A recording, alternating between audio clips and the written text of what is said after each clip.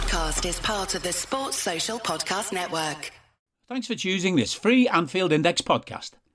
If you'd prefer to listen to this or any of our other shows without adverts, then now's the time to check out Anfield Index Pro. With AI Pro, you can supercharge your entire listening experience.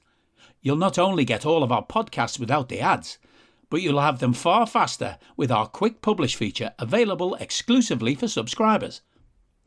AI Pro also puts you in the heart of our sound studio, with an option to listen to many of our shows live and interact with the podcasters in real time as the shows are recording.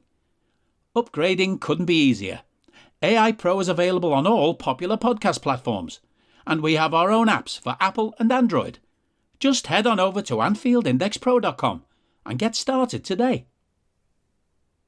Hello and welcome to another episode of Scouser Tommies on Anfield Index. I'm Jim Boardman and I'm with Jay Reid, and well, first of all, Happy New Year. And it is a Happy New Year for Liverpool fans, I would say.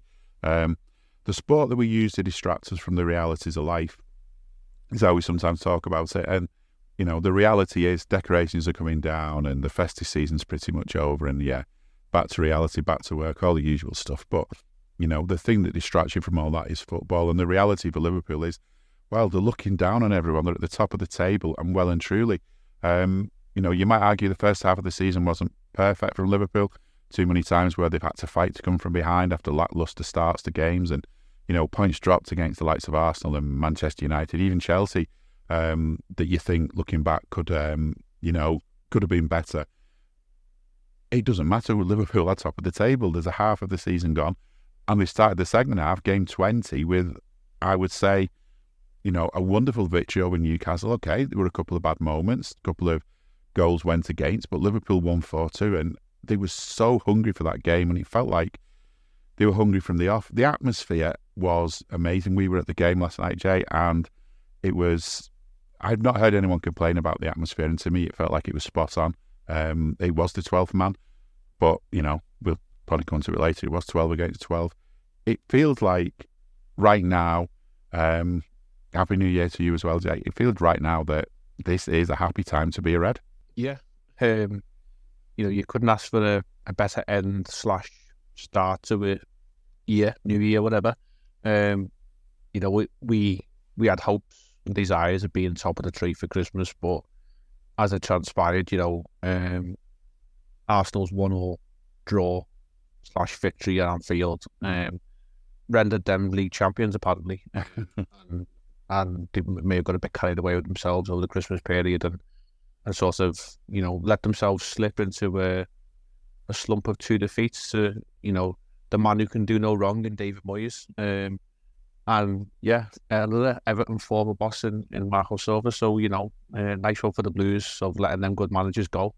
But we still got to do our business. And, you know, you've used the saying a few times over, you know, recent weeks, saying, you know, it's in our own hands. And, you know, going into the Arsenal game, it still was. The draw, in effect, sort of made sure it wasn't. But then, you know, as results have transpired, we've got our noses back in front. And yes, it now sort of is in our own hands. But, you know, that pressure was probably, the first pressure stage was last night's game against Newcastle. You know, everyone else has played before you, and speaking before the game, you say that, you know, sometimes it can be a blessing. Sometimes it's, you know, it's an added pressure because you've seen teams drop points around you and you've still got to go out and do your business, and, you know, it can be a potential banana skin. But I think we put a performance worthy of, you know, making a marker to say that, you know, we're here and we're going to go away. And,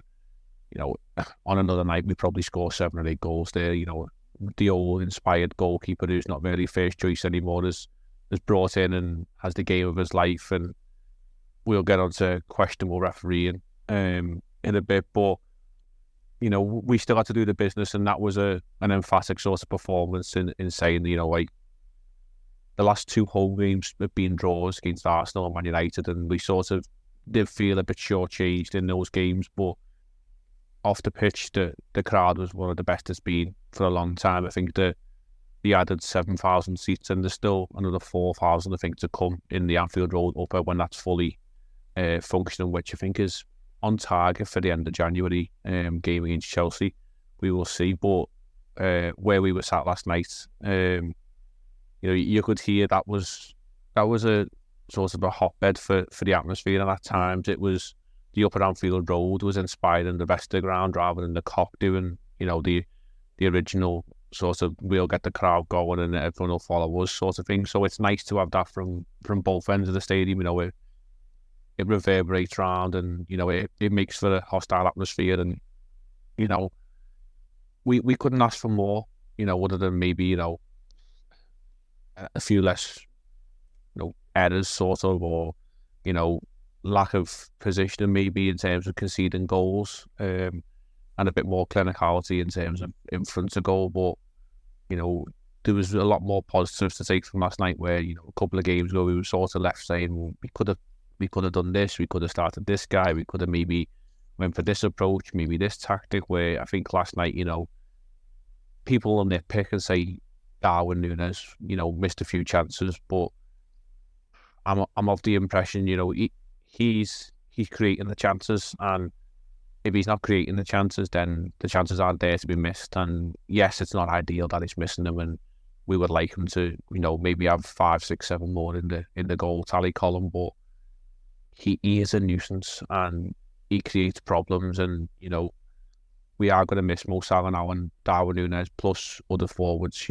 all need to step up. But I think it is a bit of an agenda thing, probably set by the narratives of the idiots on Sky and the national media, that they compare him to Erling Haaland because they come in at the same time. But he's not an Erling Haaland type of player. This fella isn't going to bang 40 goals a season for us, but he's going to maybe create 30 to 40 goals in terms of 15 to 20 in his own column, and then assists, or causing enough chaos that other players benefit from what he's actually doing. So not ideal, but you are nitpicking if you're looking to put any negatives on that last night.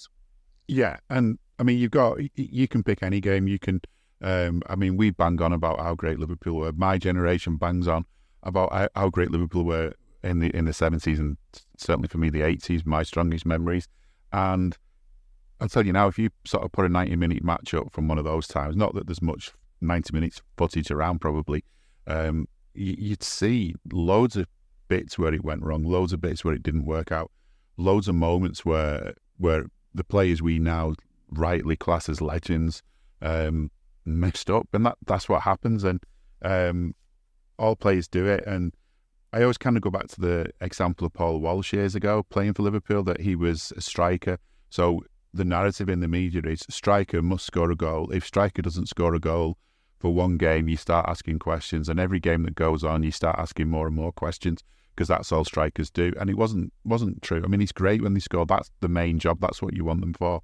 But if they're setting chances up, if they're taking plays away, if they're causing chaos in the opposition box, and as a result goals are going in and you're winning games, it doesn't really matter his name's on the score sheet. I mean, great if you're bothered about fantasy football scores, then maybe you're going to be upset that Darwin doesn't put them away if you've got him in your team. Don't put him in your team.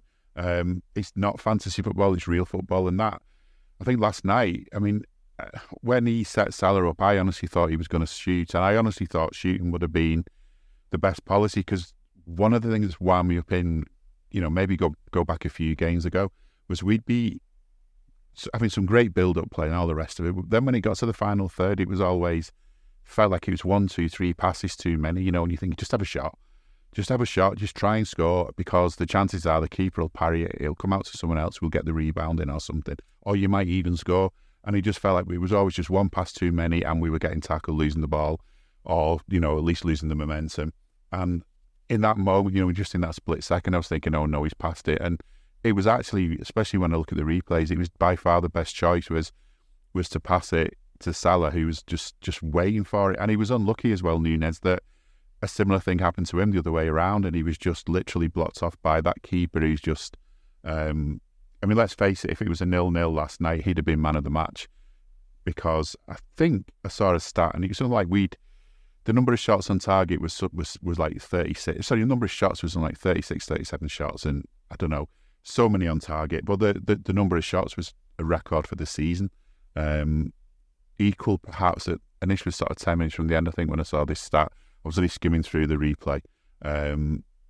It was equal with the shots we had against Manchester United, yet it felt like these were all decent shots. All of the efforts we made were decent. The goalkeeper did make a few, as you put it, a few sort of saves for the cameras and that, but he was making the saves.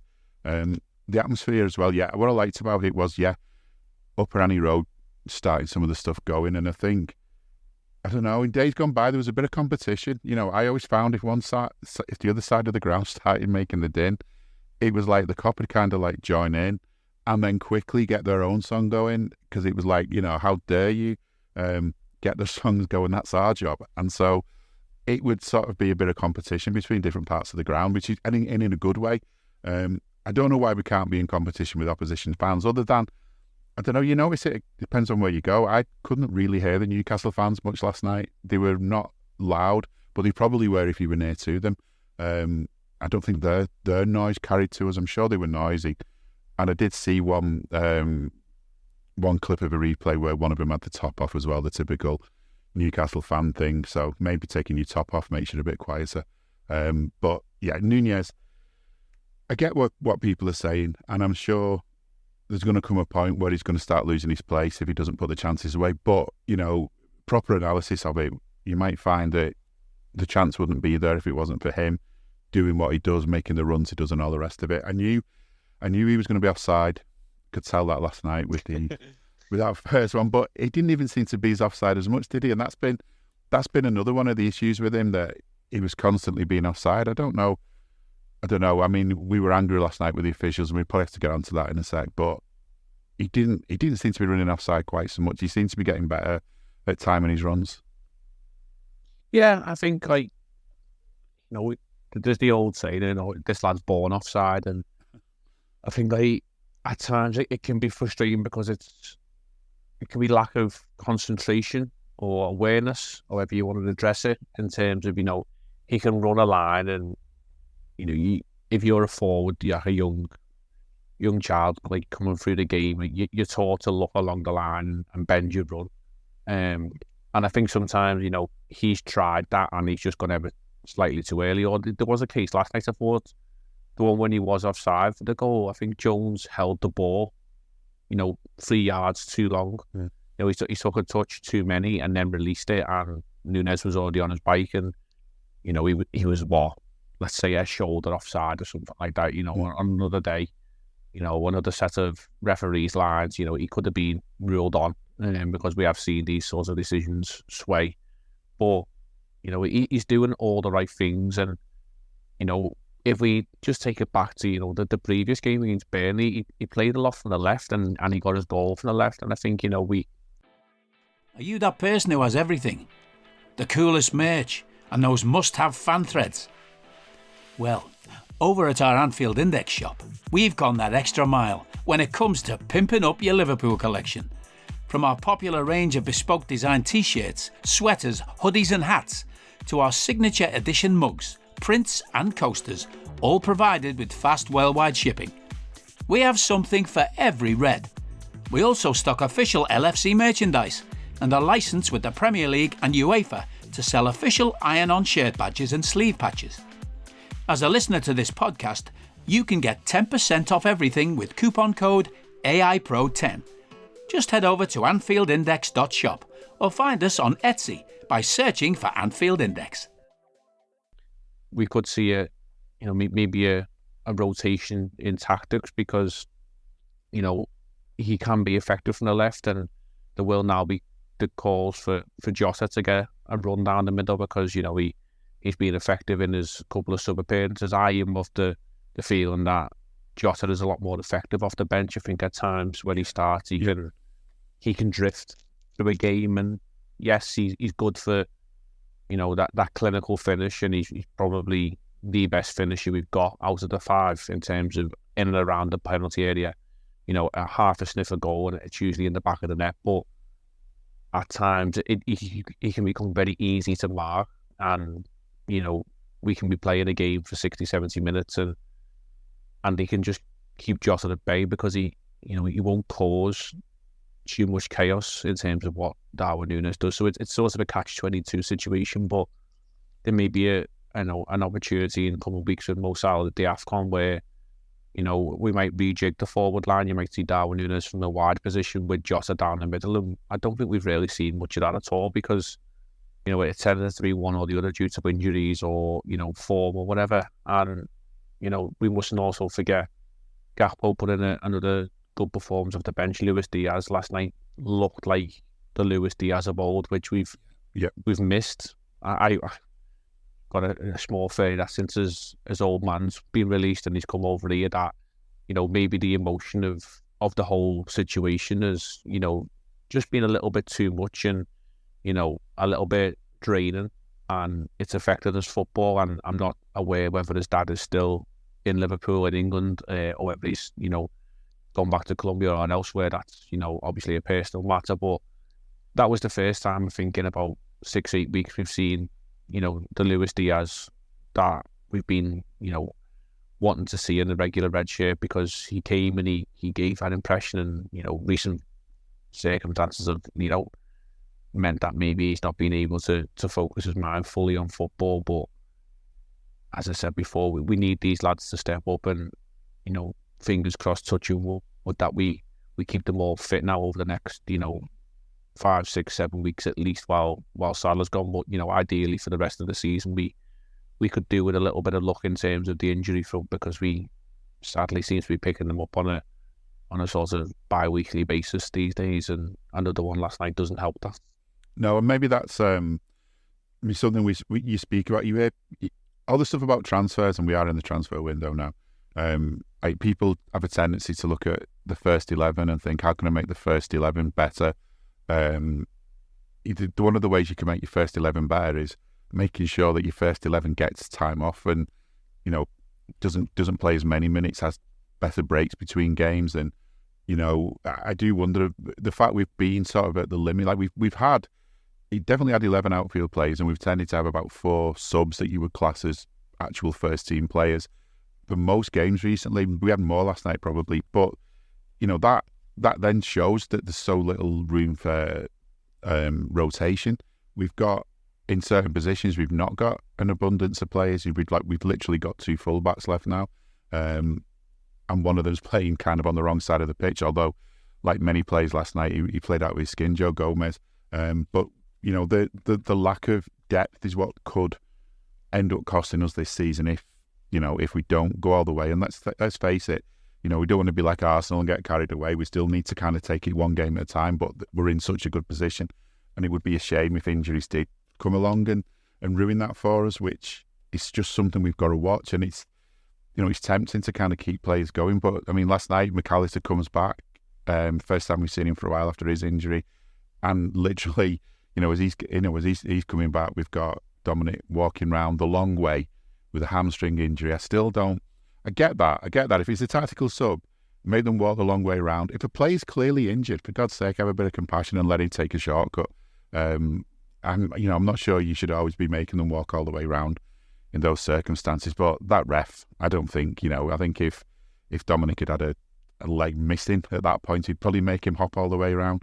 I'll get onto the ref in a sec, but I think I'm sort of determined not to kind of go too quickly onto him, because he wants attention, so let's not give him too much, because maybe the attention should be on this season. So many times I've seen Liverpool go out and sort of go into a game almost like, well, we just need to turn up and we'll win.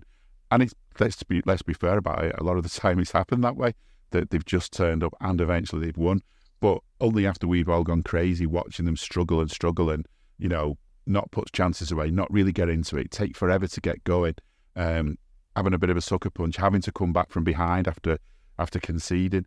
And I just feel like last night, okay, we weren't brilliant in the first half, but we did seem to come out pretty quickly with an intention to go and win this game, which, I don't know, we've not been like that as much this season as I would have liked. And I'm thinking, if this is now what we're going to do under Klopp this season, this half of the season, in this calendar year, then I don't know, that's what we want to see. When we talk about atmosphere, there's so much goes into it. You see the Reds coming out and playing with that kind of attitude from the off. The kind of attitude that sees some of them booked for dissent because of a referee I'm trying not to mention. the passion was in there. They wanted to win this game so much right from the beginning. This is the motivation we need to see, isn't it? This is what's going to get us through this season, injuries permitting. Yeah, and I think you can easily buy into the narratives of referee sort of corruption or referee persuasion that they don't like the idea of Liverpool being top of the league, and they don't like the idea of Liverpool doing well. They don't like the idea of Scousers doing well. They don't like the idea of Liverpool as a city being prosperous. So even if we've got some not so noisy neighbours at the moment sort of dragging the reputation of the football in this city down, but we won't get onto them too much. But it does always feel that like we've always had the fight of it's us sort of versus the world, or us versus the nation, and we're quite happy to have that sort of mentality that we'll look after ourselves. We don't need any help from anyone, and we hear the noises, we hear the digs. Sometimes it can be passed off as banter. Other times it goes well beyond the line of reason, and it gets we've said too many times on this podcast. Some of the terrace sort of. Jake Knapp is the inventor of the design sprint and the New York Times bestselling author of the book Sprint. He's also the co-founder of Character, a venture fund for early stage startups. How and why did you start using Miro? I came from this position of thinking, I don't want to be doing stuff online, to thinking now when I do a sprint in person with a company, it's like, we're going to use Miro, even though we're all in the same room, because that's a better way for us to get this work done. As an investor, we're basically investing in their ability to solve problems. We're saying, we think this group of people is going to be able to solve a problem in a really great way and create value by doing it. And actually, you need to give people the tools that can help them make decisions, help them collaborate, help them visualize and see things in a different way. And Miro does all those things. So to me, at least as an investor, I'm thinking, give the team the tools that are going to help them think, that are going to make the most, brighten their skills as smart folks. And Miro is at the top of that list. Shouts is one way to put it, is well beyond, fair and reasonable things to be heard at a football game.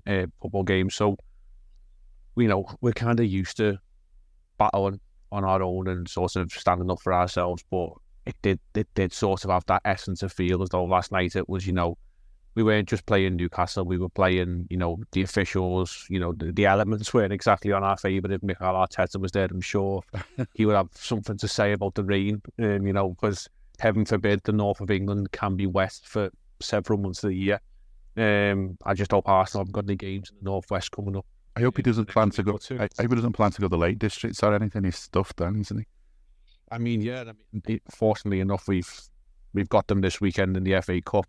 Down at their place. But just having a quick glance at their fixtures, they have got a trip to Nottingham at the end of January. So let's just hope that the River Trent hasn't burst its banks and floods that ground. But that's another topic for another discussion. But we do we do sometimes make things hard for ourselves, but I do feel as though this season was an opportunity in the first half of the season, the Europa League, not the competition we would ideally like to be in European competition, but we manifested that situation ourselves. We weren't good enough last season.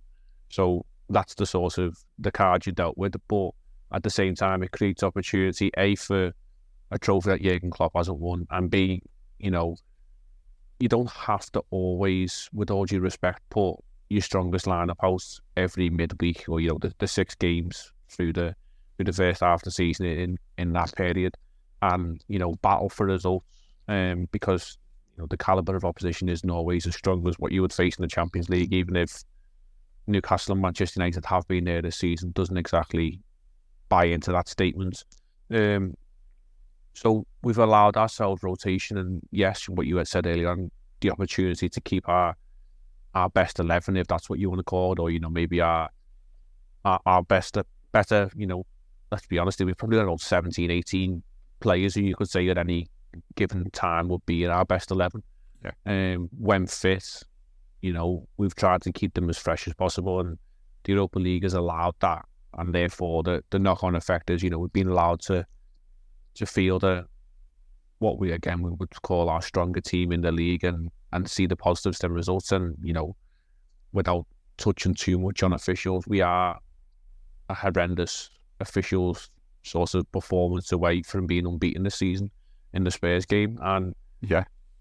you know, there has been times we've faced referees from the Greater Manchester area, which, you know, we've said a lot of times is very suspicious, that it does feel as though you're battling them. You know, last night it was staggering how Newcastle finished with 11 men on the field, because, you know, they ended up with 5 yellow cards, but, you know, a competent referee who does his job properly, and if he's allowed an advantage to be played when a cynical foul's been taken, then he goes back and he books the player. But I think there was 4 or 5 occasions at least last night when, you know, he'd done that, played the advantage. And yes, you know, some of the times we did see an advantage and create an opportunity, but you've got to go back and book the player and punish them for being so cynical in the fouls. And, you know, Gimenez, Joelinton, Longstaff, Shah, you know, all got away with arguably, you know, 1 yellow if they got booked throughout the game, where some of them could have had 3 or 4. And, you know, that's all you're asking for. You know, the referees are just bad. You know, the corruption shouts are there, but, you know, let's be honest, they're poor, and they're consistently poor. That's the only consistency about them. But, you know, doing the basics, you know, referees can get away with whatever they want to get away with. The manager can speak out and they're punished for it. You know, the crowd last night were rightly on the referee's back, and, you know, it doesn't affect them because, you know, they're not affected by it. But he'll still get a job next weekend. He'll still, you know, have a game to referee. He might not be in a Liverpool match for, you know, 5, 6, 7 weeks. You know, sort of take him out the limelight and, you know, let him go and do games in Brighton or Bournemouth or Chelsea or whatever. But we'll have him again this season, and, you know, like they all do, that it's a merry-go-round and we've just got to deal with them. But if we perform like we did last night, you know, as much as he antagonised the crowd, it also, you know, worked twofold in pushing the team on, because I think we said at half-time, now Klopp's team talk was simple enough: as you go back out there and you carry on performing, you've just got to keep your heads, because it was Trent and Diaz who got done for dissent when, you know, rightly so, there was fouls going against them, and they ended up being booked for, you know, asking why isn't, you know, the opposition player being pulled up for this. And, you know, in the big boys world of refereeing, you're told off for actually asking the question, you know, even if you are cynically fouled. So we've just got to look after our own matters. These referees aren't going to change, especially while Howard Webb's running the show. You know, it's just going to be a circus. So we've got to try and eliminate opportunities as much as we can to allow them to influence games. And, you know, there will be people saying, well, he's got 2 penalties out of them, but I think, you know, you'd be daft to say that they weren't penalties. There's obviously the shouts that Jota has gone down easy, but as I rightly put it last night, I think, you know, if Harry Kane does that, he's labelled clever for making the most of contact. It's just an agenda thing because of the nationality of the lad. So, yeah, we need to go out there. If we are playing against 12 or 14 men, whether it be officials or opposition, we just need to do our business. And I think we will, and we can. And this could be a successful season. Yeah, I mean, I asked on Twitter last night when I got him, was the ref as bad as everyone in the ground thought he was? And I've not counted it, but just from, like, you know, non-scientific adding up the replies, probably 90% said he was as bad, you know, or worse than I was saying he was. A couple said fans don't know the laws of the game and things like that. And I think that might come from, I was watching it back, as I said, I only skimmed through, and Mike Dean was working for Sky. And for that one, it was Joelinton, wasn't it, that was one of the plays that should have been booked. He should have gone back and booked him. I think it was Joelinton. And Mike Dean was saying that the reason for that is because if you deny the opposing team an obvious goal scoring opportunity, but you would get booked for it. But if the ref plays on, then supposedly you're no longer denying him the obvious goal scoring opportunity because the ref's played on. He's played advantage. So I mean, I looked it up anyway. It says if the ref plays an advantage for an offence for which a caution or sending off would have been issued, had play been stopped, this caution sending off must be issued when the ball is next out of play. So that's what we're saying should happen. Mike Dean was saying this half of the rule applied. He said it at first. He said, however, if the offence was denying the opposing team an obvious goal scoring opportunity, the player is cautioned for unsporting behaviour, so a red becomes a yellow. If the offence was interfering with or stopping a promising attack, which is probably what we would say it was, player isn't cautioned. But then later on in the second half, Mike Dean said, it's not just that it was stopping a promising move, it's how you stop the promising move. There's a difference between just a gentle tug of the shirt, stopping a play going forward. That's a yellow, isn't it? If the ref stops play, obvious yellow. If you foul someone and it's not stopping an obvious, a promising attack, then it's a yellow anyway, because it's a bad enough foul. And I think that was one of the issues as well, was that even Mike Dean said he said it was a bad enough foul that it was a yellow regardless of whether it was a promising move or not. And he didn't go back to them, he didn't go back to the others. The amount of times, and you probably don't see it as much on the TV, he's full of the hand signals. The amount of times he was turning around to our players and telling them to get up, just get up, there's nothing wrong with you. In fact, I think one of our goals came from a moment where I think it was Curtis that was just basically held back, just pushed back, just pulled back in our box. He'd already got the ball away. Definite foul. Now, in that case, the refs didn't play advantage. He just said, carry on, there was no foul. And in the end, it worked out well for us because I'm pretty sure we scored, from the move that came from. But that... Hello, I'm here to annoy you. I'm here to annoy you into listening to more of me and more of others on EPL Index.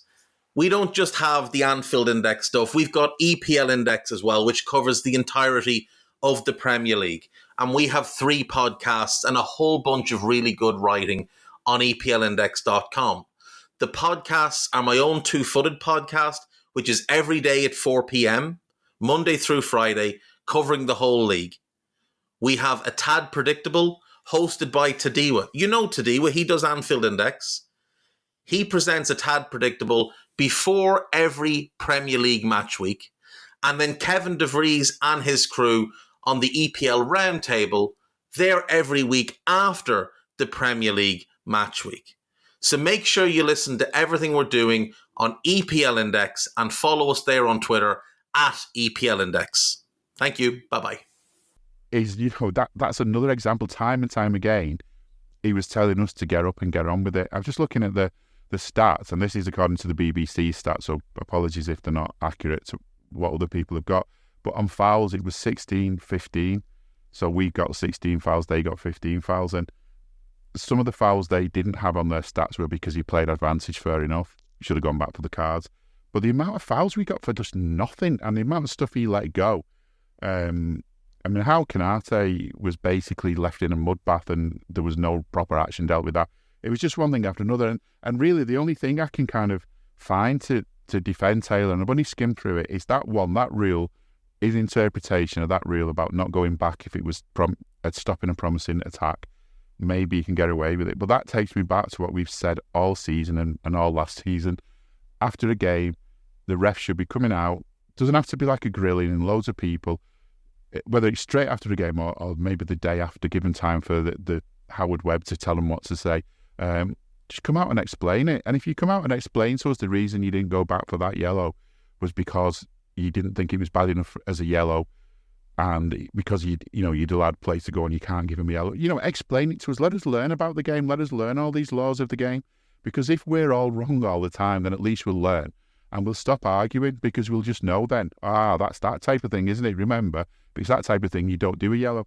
If it's because you've messed up, then at least we know you've messed up. But I honestly think if Anthony Taylor had to come out after last night, that most of the explanations would be, oh yeah, I got that wrong. That would be the majority of the things he'd be having to answer if we were asking him about all these different decisions.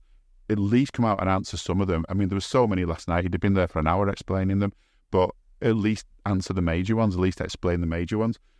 The other thing as well, just on refereeing, is if a player gets fouled, he gets fouled. Why does he have to go down? The foul doesn't necessarily mean... if a player fights to stay on his feet, that's the better thing to do. You'd always want a player to do that. but they always get punished for it.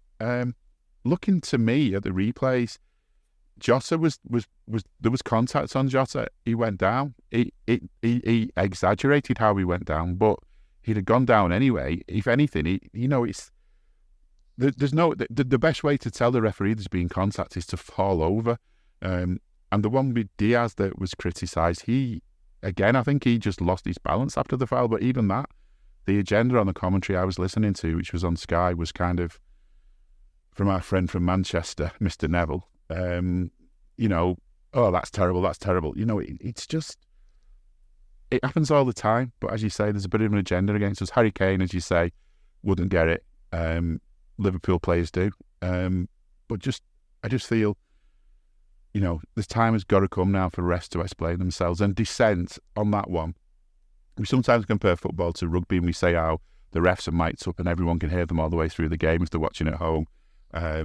It takes away so much of the mystery about why a decision's being made, because they'll actually explain it on the microphone for everyone at home to hear. So at least when you get home, you can have a look and find out why. But also, the dissent is so minimal in those sports because there's a lot more respect for the referees. It doesn't mean they like every decision, but they know dissent is a much more serious offence. Why are we getting players booked for just basically saying, I don't agree with the decision, maybe with a couple of choice words in there? Why are we getting players booked for that? Yet other games we're seeing whole teams basically surround a referee and basically sort of have the referees walking backwards away from this onslaught from a load of opposition players who aren't happy with the decision, who are just remonstrating with him. That's dissent, but there's no cards come out for that, or very few come out for that. There's just no consistency, and again, this is the other word we keep using with refs: consistency. Why does something happen one week and give someone a yellow or a red, and the next week it doesn't even get a card? This is the other thing that needs to change. So before the game, I said to you, I don't really think referees are actually corrupt. I just think we get refs who are bad, refs who sort of get a bit of a bee in the bonnet, refs who want to defend their own reputation, refs don't want to have anyone disagreeing with them. They expect them all to be respected, but I don't think they're corrupt. I still don't, but when you see games like last night, it's just feeding straight into that story, isn't it? It's feeding straight into that idea that there's something dodgy going on. Especially this weekend, Liverpool winning gives them a real bit of clearance at the top of the table, moves them away from the probably real challenges, Manchester City. All of a sudden, the referee's doing that. And it's no wonder people are talking about corruption. Yeah, it does feed the beast, doesn't it? Yeah. I think, first of all, why don't referees come out and give an explanation as to the decision? So the way I see it is, post-match interviews are conducted, and I'm thinking about Declan Rice recently, had to come out and sort of attempt to review the performance of the Arsenal game where they lost to Fulham. And he's honest enough to say that we weren't good enough, we didn't do this, we didn't do that. Arteta was the same. And last night Eddie come out with some mad comments, but later on they then go and do a press conference, and you've probably been privy and sat in on a few of these where a manager's been able to go back to the dressing room. It's not the heat of the moment, and digest what's actually gone on, maybe see a replay, maybe actually speak to a referee, in close quarters, and maybe get an explanation for things. And you'd often quite see a different type of interview for a manager, and what they've previously said, maybe to excuse the pun, in the rawness of the post match. No plug for Anfield Index's podcast there, but you listen to Post Match Raw with, Trev, Carl, Dave, yourself, Harry, and whatever, and things can be said, in the heat of the moment. And then you might hear the lads again, a day or two later on the podcast, and actually they'll, review themselves. And, sometimes you think, what was just the heat of the moment, but that's the idea of the podcast, and that's why it's so good and successful. However, with the referees, why aren't they able to, come out? And they don't need to face a plethora of journalists or media people. There could just be the main TV provider there, and a couple of questions. Can you explain this? Can you explain that? Like in reference last night, why did you stick with your on-field decision for the Jota penalty or whatever? Dubravka come out himself and said, I made contact with Jota. He made contact. He veered his direction of travel towards the goal. Arguably some might say Jota went down a bit easy, but sometimes you've got to actually sell it, because we've seen so many times, like even last night, KBH can basically be a kid on Mo Salah, especially when you've got 6'8" Dan Burn all over him like a rash. And Anthony Taylor's sort of waving it on like, he's sort of a New York cop with traffic to pass by. And it can be frustrating. We're in the crowd where we're getting highly angst and highly frustrated by it. But then, like you said last night, you come home, you see the game, you see it from a different angle, because, wherever you are in the ground, you see things differently. Yeah. But when you've got the benefits of a TV replay, or in some cases a slow-mo or whatever, as good or bad as they can be, you might change your perception and change your opinion on things. And referees have got the opportunity to do that. They can come off the pitch, they can have 45 minutes, an hour or whatever, get themselves showered, freshened up, and gather their thoughts, maybe have a look at some of the contentious decisions that may be up for question, maybe speak to the managers and sort of explain, this is why I've done it, this is why I've come to this conclusion and decision. And yeah, like you said, if we're all so wrong, and there's this handful of people who they're the only ones who know the laws and the rules of the game, and we don't, then as I said many a time before on other topics, education is key in understanding. And why not teach us the rules, and at least then we might have a little bit more understanding. But yeah, the lack of communication is what's stark. And we've said before many times, other sports, communication is crucial in understanding why decisions are made. You think of all major worldwide sports, and especially teams, or even individual, like tennis, you've got the umpire there who can speak to the players.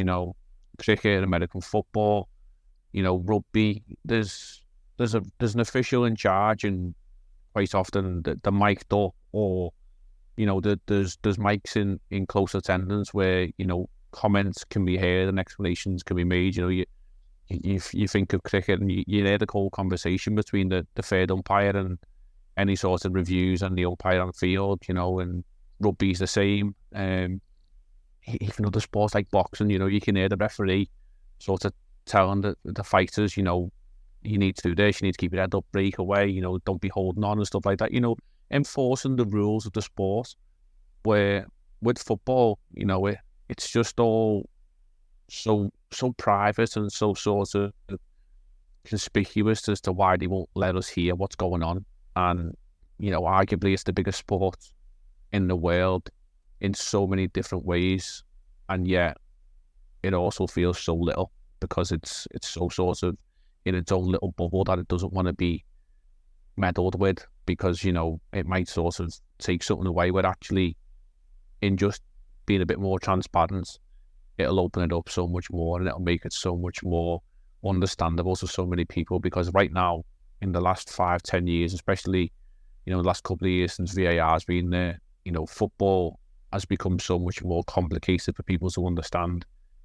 And, it's a simple game played by 11 players on either side, and, putting the ball in the back of the net, it's just complicated by idiots. And that's what it's becoming now. These people in the middle of the park in power with a referee's sort of shirt on, they're complicating the game more than anyone else. Never mind Pep and his mad tactics. He can do what he wants, but these fellas in fluorescent shirts are having far too much influence on football.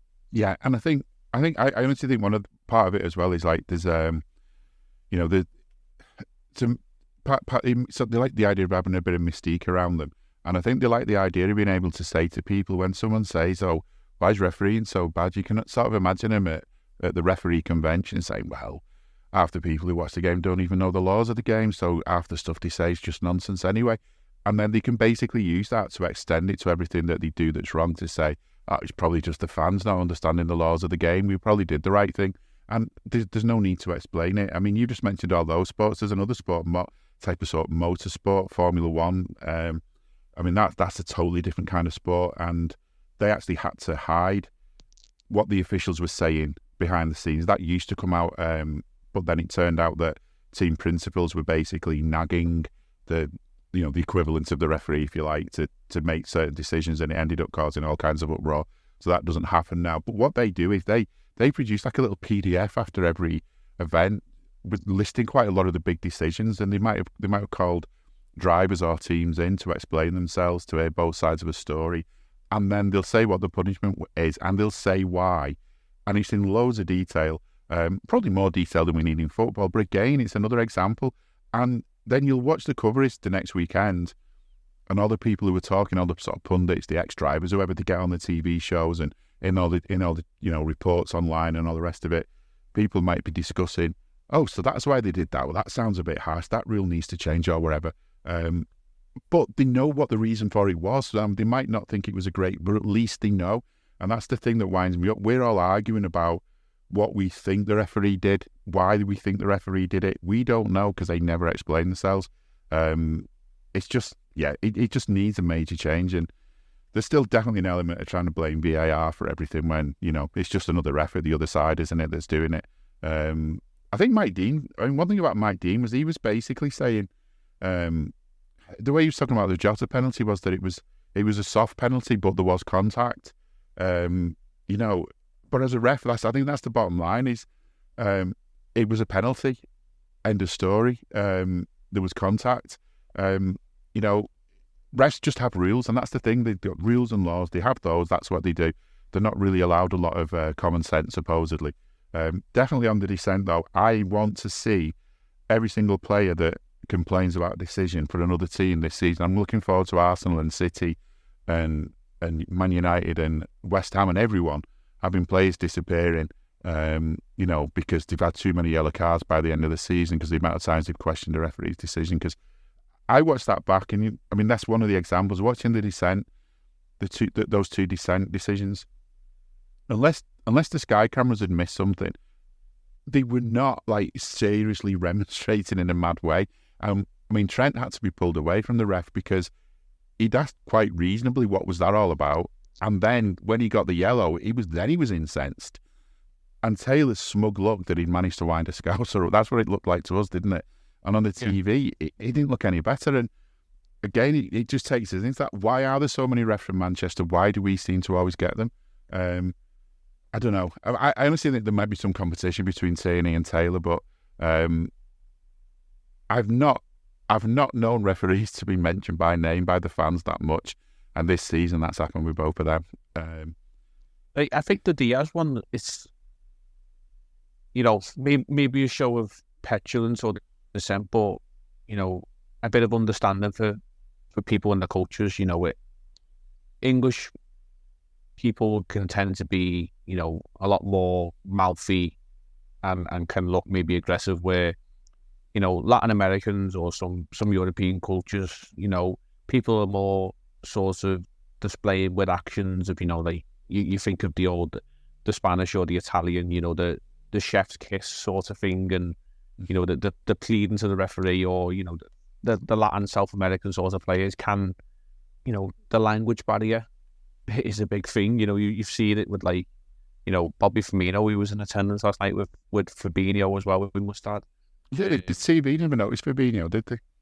No, but, we didn't really ever hear Bobby speak, much in English, and maybe he didn't actually pick too much English up, maybe he did or whatever, but, it can be a lot of sort of, physical hand and facial gestures and, maybe slapping the ground or whatever, and bit more with Paulo Di Canio, but yeah. Yeah, it's just a cultural thing, and it's like, oh, no. Mr. Taylor here says you cannot slap the ground. Therefore you have a yellow card for being a petulant little boy.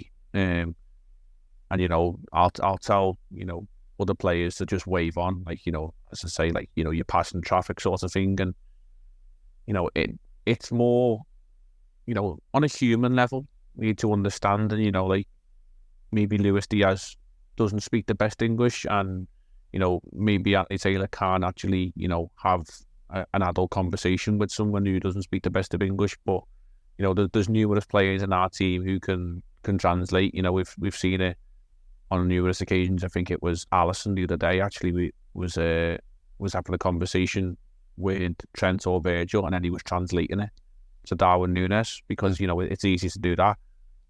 A captain is there. We've got Virgil van Dijk there. We've got a vice captain, Trent Alexander-Arnold, speak perfect English. Pull them aside and, get some control of the game, and just say, tell Lewis to keep a lid on it, because I think we both feared last night that he was so wound up at times and so emotionally involved in the game. We thought, like, he's going to have to take him off, because this ref hasn't got any control of the game, that he's just throwing out cards, and it could well have seen a second yellow for him, and, you're sort of inhibiting, a player's ability to actually produce on the football level because of actions of his own. He's aggravating the situation, but we will now wait with bated breath, and we'll see how many times, other teams and, Man City and Arsenal, without just saying because the, nearest to us in the table, are one of the worst for how the referees. I think there was a situation the other day against Everton, and the Man City players, basically ganged up on the referee and influenced the decision to be made in their favour. I think it was the penalty, and the referee weren't going to give it up until he was basically bullied into it. 3 or 4 seconds later, he gives the decision. When had he maybe been a bit stronger, he says, no, I'm sticking by my decision, or I'll let it go to VAR and I'll have a look again. But even then, you'd imagine if he goes over to review with the screen, he's probably going to have Pep and other sort of assistants from Manchester City chirping in his ear, and he's not going to be allowed the freedom of making a clear decision. And again, it comes back to the full circle of the whole VAR topic. But I don't need a VPN. I've got nothing to hide. This is what I used to tell myself before I hooked up with LibertyShield.com. Not only is my home internet now fully encrypted, but I can now access all the websites I want, whenever I want, and do so from absolutely anywhere. As a Liverpool fan, I love to know I can now watch every match, regardless of whether it's on UK TV or not. My Liberty Shield VPN makes sure nothing is blocked and guarantees me super fast streaming speed throughout that match. You can get connected right now with their software package, which includes a 48-hour no-obligation free trial and instant access to their apps for Apple, Android, Fire TV, PC, Mac, and Android TV. Or go a step further like I have and get one of their pre-configured VPN routers. These small but powerful devices allow you to easily connect every device in your home to VPN, making it the perfect solution for smart TVs, Mag boxes, and games consoles. Visit LibertyShield.com today and use coupon code AIVPN25 to get 25% off at checkout. I think we'll just have to swallow the pill on this season, and as long as we're top, we're going to be battling more than just the teams on the pitch. But again, we've got enough quality, I think, in our team to oversee this, and it would be nice, if we could actually go into this podcast one week and not actually be discussing the fella in the middle, because, as you said earlier on, they're making themselves a sort of headline football matches these days, rather than, letting the other 22 players or more who've influenced that game actually be the headline topic. Yeah, I think we actually did one podcast, or it might have been one Raw. I just remember saying at one point the ref wasn't too bad, and we were quite shocked by it, because most weeks we end up mentioning the ref, and it's not like we're never talking about good refs. We're basically talking about how bad the bad ref was. I actually think there's another little bit of an incentive for us for this season as well. Is when you look at the league table and you look at the won, draw, and lost columns, City have lost 3, Villa, Arsenal have lost 4, Spurs have lost 5, West Ham 6, Manchester United have lost 9. We've lost 1 game, and it was that game, that diabolical game that really probably should have been replayed, just if nothing else, as a punishment for the refs. But it wasn't, so that's our lost game. I would, and without sounding like Kevin Keegan, I would love it if we got to the end of the season and the only game we lost was that one, because that would be, what a way to answer the referees back, what a way to say to the refs, it's time for change, because this season Liverpool have so many times won games despite what the referees' interference has been. So I'd love it. Again, sounding a bit like Kevin Keegan, appropriately, maybe he's just on my mind after last night. It would just be perfect if we got to the end of the season, we won, lost, not just because what it would mean for us, because you probably would win the league if you did that, as long as there weren't too many draws. Just really to send, it would just be such a marker on the season that, 20 games, one loss because of referees, 38, one loss because of that referees, and it just sends a good message out. But yeah, maybe we've spoken enough about them, and I've not seen the appointments yet. But yeah, the next two games for Liverpool aren't even in the league. I thought last night could have been a 4-3 the way it was going. I do prefer a 4-2, but I don't know what it is about the FA Cup. Everyone goes on about the magic of the FA Cup and all the rest of it. To me, I don't really personally get madly interested in it until really late on, if we're still in it. And part of that is because when I was growing up, Liverpool's manager was Bob Paisley. He never won the FA Cup, and it was always a disappointing season when the FA Cup came round. I remember, one of my earliest memories was us losing in the final against the Manx a few days before we went on and won the European Cup. And I can remember, my uncle, who sort of gave me all my football advice in those days, telling me how, don't be down about losing the FA Cup, because in a few days you're off to try and win a trophy that's worth way, way more than the FA Cup. It's so much more prestigious. And we did. We won Old Big Ears for the first time. That's the thing. And that was then. That was then when the FA Cup had a lot more prestige than it's got now. It's the third round. We've got a heavy January, mainly because, as well as league games, we've got 2 League Cup games, potentially 2 FA Cup games if we beat Arsenal. I think we said it last time. It's just that nothing's changed in my view. I just think Liverpool needs to send out, not a totally team full of kids, but, Kwanzaa should be starting that.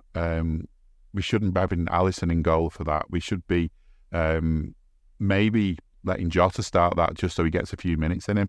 Maybe. But you know what I mean? Front to back, where possible, let's try out some different fullbacks, because we've only got 2 first team fullbacks left.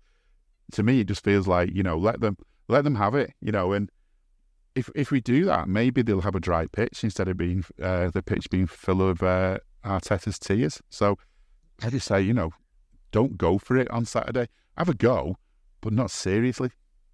Yeah, I think, you've got to cut your cloth accordingly, and, injuries mounting up. We've now got the unfortunate case of 2 of our probably star players. One you probably wouldn't have even suspected in Wattori Wendu being away for potentially 6-7 weeks or something like that. You'd imagine. I'm not sure how the Asia Cup fares up in terms of level of competition, but my small football knowledge of world football would suggest that Japan are likely to go very far in that competition. Probably with South Korea, and I don't know if Australia still participates in such competition or not. So, the likelihood is we're not going to see Endo for, the best chunk of 6 weeks, or barring, some sort of freak results in terms of the competition beating Japan. Salah we may see sooner, because African football on the whole has sort of seen a rise in its sort of competitive level. There's a lot more players, playing at a higher level now than what there probably was 15, 20 years ago from the African continent. So, you think of nations like Ivory Coast, Nigeria, Ghana, Algeria, there's a lot of competition. Tunisia, even, you go further afield as well. The smaller nations who could potentially spring an upset, and I'm not too aware of many other high-level Egyptian players, so that the pressure will be on Mo to sort of carry his team. And we've seen it, at World Cups in years gone by when it's basically Mo Salah trying to force the Egyptians over the line, and it's not been forthcoming for them. Fingers crossed, with all due respect to Egyptian football, that they don't get too far and we get him back sooner rather than later. But no left backs available, as you mentioned. Szoboszlai picked up a hamstring last night. With Joe Matip gone for the season, we're no nearer, closer or wiser on what's going to happen with Thiago or Stefan Bajcetic by all accounts. Yeah, from Klopp's press conference last week, I don't think we might even see Bajcetic this season. I think it's a growth issue. With the lad maybe growing into a more mature body, and it's taking its time for him, which it's natural. These things can happen. It caused problems for Gerrard and Owen earlier in their careers, the growth stuff, the muscles not in the right and place. Jones as well. We should forget Curtis Jones had a lot of issues, but we've not even mentioned him yet. But we just need to be sensible, and we're one win away from winning the Carabao Cup, because you win one of the semi-final legs, you draw the other, and you're through. You get to the final. We've seen it before. You don't have to win the final in 90 minutes. It can be done on penalties, and you can lift that trophy. The FA Cup, you're looking at least half a dozen wins to sort of ensure that you get through that competition and get to the final and win it. And, we just need to be manageable. We ain't got Europe till March. So, let's just be, respectable to the competition, but also be respectable to our players, and not flog them, because if, as we said earlier, if Arsenal won the league by drawing with us 1-1 before Christmas, let them have a consolation prize of maybe knocking us out the FA Cup, and they can all go and enjoy Arsenal fan TV and sing from the Emirates or them underground tunnels that they sort of seem to rally their support from these days. But that's fine. I am not bothered, and it's not disrespecting the FA Cup. Just being very sort of sensible in terms of what we can achieve this season, and other trophies are a lot more achievable than that.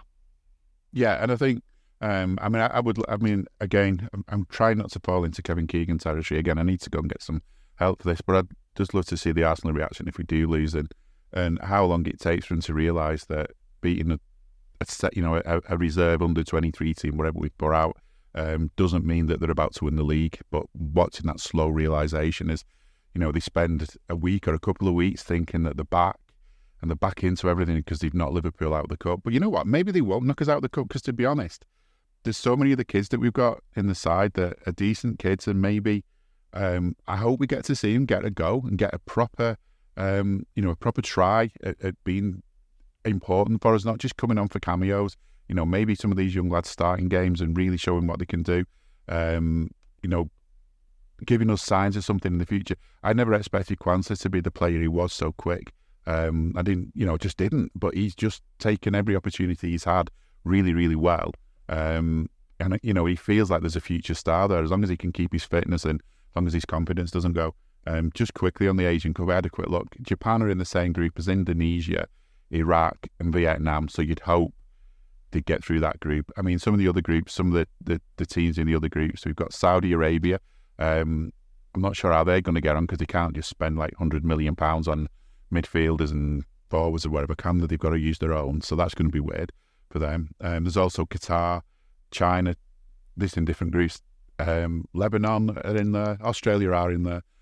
So, it's not necessarily straightforward for Japan once they've got through the group stages, but we could be waiting a while for Endo, and the final is early February, so could be a while we're waiting for him. And maybe what we can do in the coming weeks is actually sort of realise it's taken a while for him to come into the game, hasn't it? But the last few games he's been immense for us, and so maybe what we'll be doing when these African nations and the Asia Cup, AFC Asian Cups on, is we'll be just sort of looking at players like Endo and remembering how good they are, and looking forward to them coming back and bolstering things for us when they do come back, because we should be able to manage without those two players. We should be able to, but the idea of having them when they come back is just something special. I think we can leave it there for this week. We've We've looked back on a Christmas that went really well for us. We look back on a year that ended on a high note for us, well and truly, and started on another. We need to carry that on. We've got a few more months till the end of the season. We've played 20 league games. We're in the semi-finals of the League Cup. We're through to the last bit, almost, of the Europa League. We're looking really good for being in the Champions League next season as it stands. I don't want to sort of, we could be sitting here in a month's time and all of this has gone out the window. So we've still got to be sensible. But my God, what a good time to be a Red. As always, thanks to Jay. Thanks to you for listening. Again, Happy New Year. We will be back soon and hopefully with more wins to talk about, even if it is the kids against Arsenal in the FA Cup. But for now, for this week, that's it. See you soon. We hope you enjoyed listening to this Anfield Index show. Please be sure to subscribe to our channel so future podcasts find their way to your device automatically. There's nothing quite like fan engagement, and we'd love to know what you think of anything discussed on this show. The best way to get in touch is over on our free Discord community, where both podcasters and listeners debate the hottest LFC topics 24/7. Sign up free now at AnfieldIndex.com/Discord. You won't regret it. You can also follow us on Twitter at Anfield Index and find us on Facebook by searching for Anfield Index. Oh, and before you go, we'd love it if you could leave us a 5-star review on your favourite podcast app. It only takes a couple of seconds, and it means the world to the people who create these free shows. Sports Social Podcast Network. Tired of ads interrupting your gripping investigations? Good news. Ad-free listening on Amazon Music is included with your Prime membership. Ads shouldn't be the scariest thing about true crime. Just head to amazon.com/ad-free true crime to catch up on the latest episodes without the ads. Enjoy thousands of Acast shows ad-free for Prime subscribers. Some shows may have ads.